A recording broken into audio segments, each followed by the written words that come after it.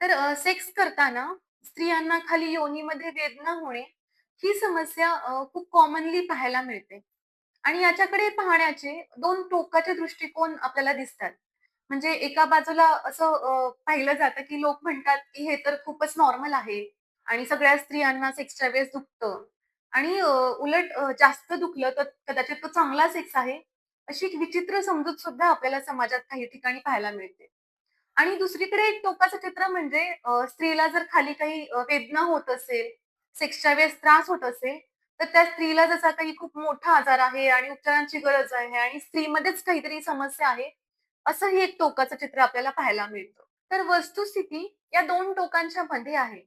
म्हणजे बऱ्याचदा काहीही समस्या नसली, स्त्रीला कुठलाही आजार नसला, तरी सुद्धा केवळ सेक्सचं योग्य टेक्निक माहीत नसल्यामुळे सुद्धा हा त्रास होऊ शकतो.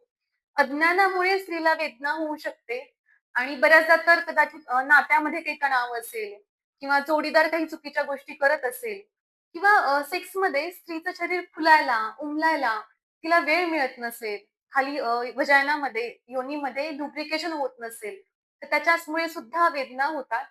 त्याच्यामुळे ही जी समस्या आहे त्या खूप तर याचं मोठ्या प्रमाणामध्ये अज्ञान हे याला कारणीभूत आहे आणि त्याच्यामुळे तुम्ही तुमच्या डॉक्टरशी मोकळेपणाने बोलले, जर व्यवस्थित ज्ञान घेतलं, टेक्निकबद्दल माहिती करून घेतली, सेक्स कसा करायचा, ह्या बेसिक गोष्टीबद्दल जाणून घेतलं, तरी सुद्धा बऱ्याचदा ही समस्या सॉल्व्ह होते आणि सगळे फॅक्टर लक्षात घेतले पाहिजेत. म्हणजे जेव्हा सेक्सबद्दल आपण बोलतो, तेव्हा त्या व्यक्तीचा पार्टनर, ते नातं कसं आहे, काही ताणतणाव आहेत का?